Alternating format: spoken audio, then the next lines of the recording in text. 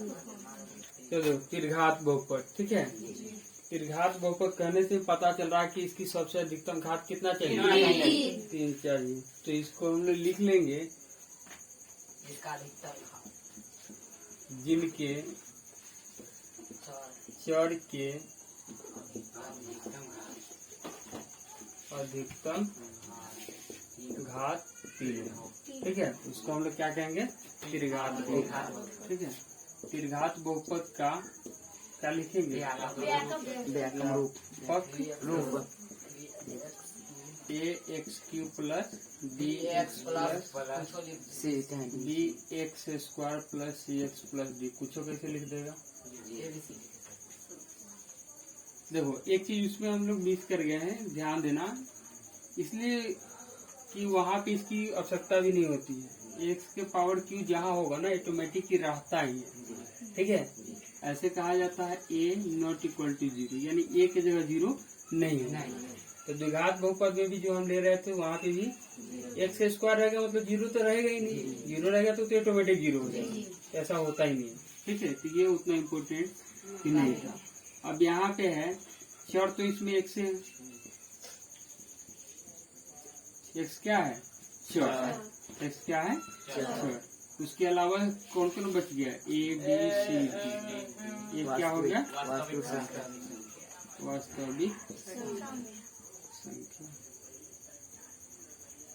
ठीक है। वास्तविक संख्या बता चुके हैं कि वास्तविक संख्या का मतलब होता है दुनिया की सारी संख्या हो, प्लस में हो, माइनस में हो, रूट में हो, दशमलव में होगा, सारा लिख सकते हो। वास्तविक संख्या में सारा लिख सकते हो। फिर से दोहरा रहे हैं, समझो। उसमें प्राकृतिक संख्या, पूर्ण संख्या, भाज्य संख्या, भाज्य संख्या, और उसके बाद में पूर्णांक, परिमेय, इस सारा संख्या को हम लोग लिख सकते हैं वास्तविक संख्या के अंदर, ठीक है। तो इसीलिए ABC वास्तविक संख्या मतलब ABCD के जगह कुछ भी हम लिख सकते हैं, जो संख्या लिख दोगे सारा संख्या वास्तविक ही होता है, समझ में आया। तो इसका एग्जाम्पल कैसे होगा, तो देखो यहाँ पे जैसे में हम लोग क्या क्या लिख सकते हैं। तो इस रूप में अगर लिखेंगे तो यहाँ हो जाएगा 3x³ plus 4x² plus 3x plus 5 बराबर 0, ठीक है। ये क्या है, त्रिघात बहुपद। कौन बहुपद है, कैसे पता चला, तो हमने देखा पहले चर, और चर के सबसे अधिकतम घात कितना है, 3। तो ये कौन बहुपद, तो इतना बड़ा लिखेंगे तो ये त्रिघात है। अगर किसी ने तुमको सीधे किया हो y के पावर 3, बताओ कौन बहुपद, ये भी त्रिघात बहुपद होगा, ठीक है। अगर किसी ने कहा कि u के पावर 3 और प्लस का 4 है, बताओ कौन बहुपद, हमको इस पार्ट से कोई लेना देना नहीं, हमको सिर्फ लेना देना है चर से। ABCD का जो अक्षर होता है उसका पावर 3 होना चाहिए, हम समझ जाएंगे कि कौन बहुपद है। अगर हमने लिख दिया -3x² प्लस x के पावर 3, भी कौन बहुपद है, त्रिघात है।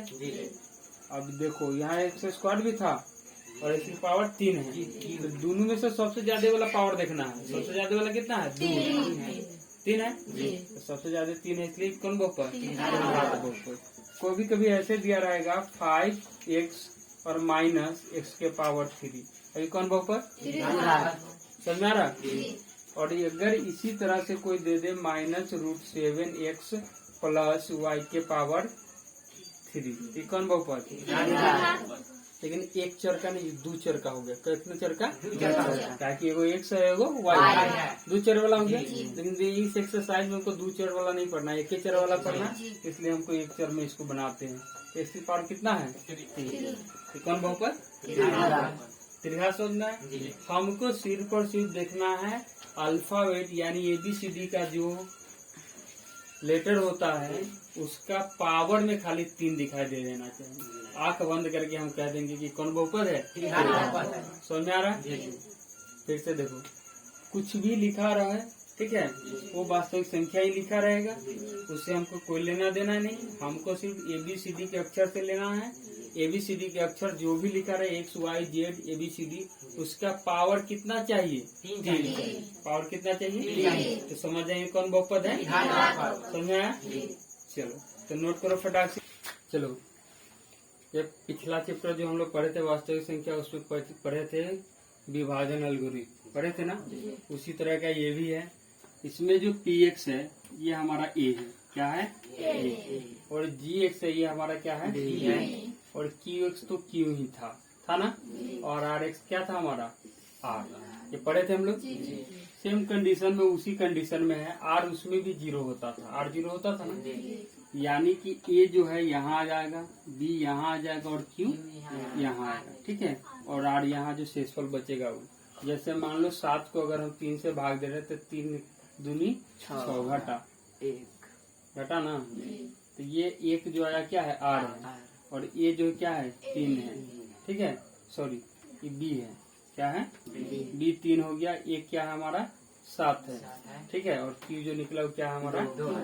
उसी तरह से इसका कंडीशन भी उसी तरह से, देखो ये जो px है वो एक जगह डालो, हमने डाल दिया, ठीक है, चलो उसके बाद में कह रहा b की जगह कितना है gx, हमने यहाँ से डाल दिया gx, उसके बाद q की जगह कितना है qx है, उसके बाद में क्या प्लस का rx, r की जगह पे डाल दो तो rx हो गया, यहाँ भी rx क्या कर रहा है 0 ही होना चाहिए, यहाँ भी rx क्या होना चाहिए 0, या दूसरा कंडीशन क्या है gx से rx छोटा, तो इसका कंडीशन भी हम लोग पढ़ते थे, तो ये जो होता था b से r छोटा होता था, इसका कंडीशन हम लोग इसे 0 से बड़ा, ठीक है, r का मान जो होता था b से छोटा होता था r का मान, ठीक है, और 0 से बड़ा या 0 के बराबर। तो सेम कंडीशन यहाँ, या तो 0 होगा, ये वाला 0 होगा, शेषफल 0 होगा, और नहीं तो gx से कम होगा, ऑटोमेटिक है, यहाँ जो 3 से भाग दे उससे कम में ना आता है शेषफल, तो वही है gx से जो आएगा इसका rx का मान वो क्या आएगा gx से कम आएगा, ये भी कह रहा gx से कम आएगा, समझ में आया। चलो नोट करो फटाक से, चलो जाइए, एक क्वेश्चन यहाँ से बनता है हर साल, ठीक है, 1 नंबर के एक क्वेश्चन आएगा कि बताइए इस बहुपद का शून्यक क्या होगा, ठीक है, तो ये 3 तरह की ही होता है, ठीक है, एक रैखिक होता है, द्विघात होता है, एक त्रिघात होता है, तीनों का शून्यक पता करना होगा, तो वहाँ पे 2 तरह से क्वेश्चन होगा, या तो इसी रूप में दिया होगा या तो अंक वाला रूप में दिया होगा, जो एग्जाम्पल हम समझा रहे थे, समझ में आया।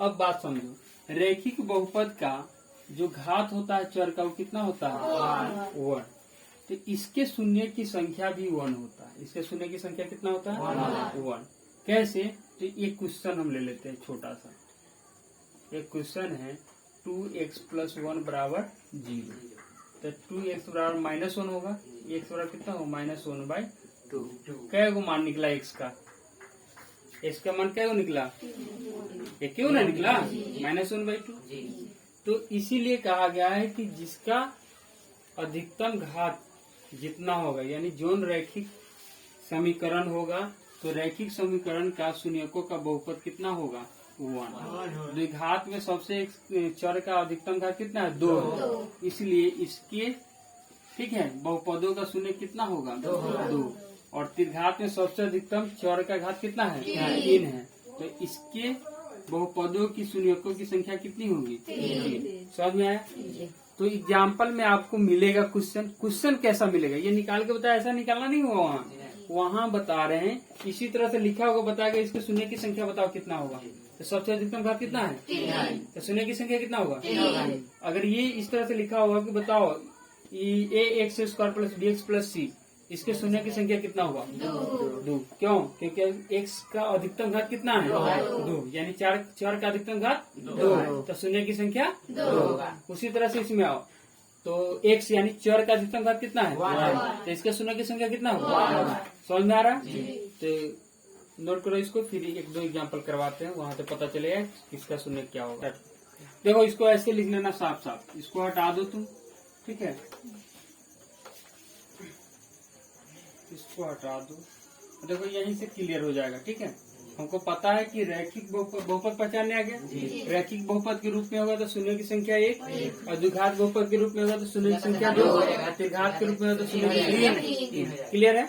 तो यहाँ पे हम लिख देते हैं, ठीक है, यहाँ पे इससे हम रिलेटेड लिखते हैं, रैखिक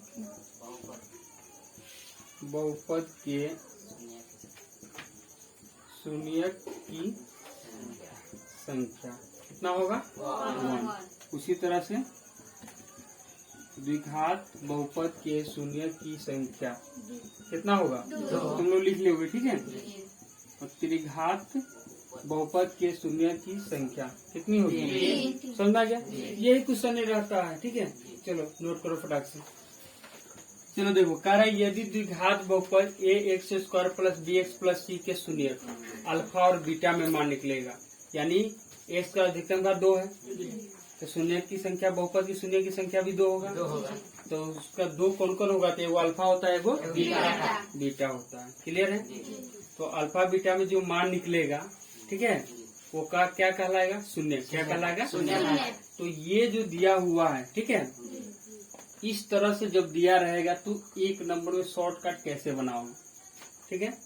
तो ये कह रहा शून्य दिया हुआ अल्फा और बीटा, तो इसी का नाम हो जाता है, अल्फा और बीटा को जोड़ रहे हैं तो शून्यकों का योग क्या हो गया?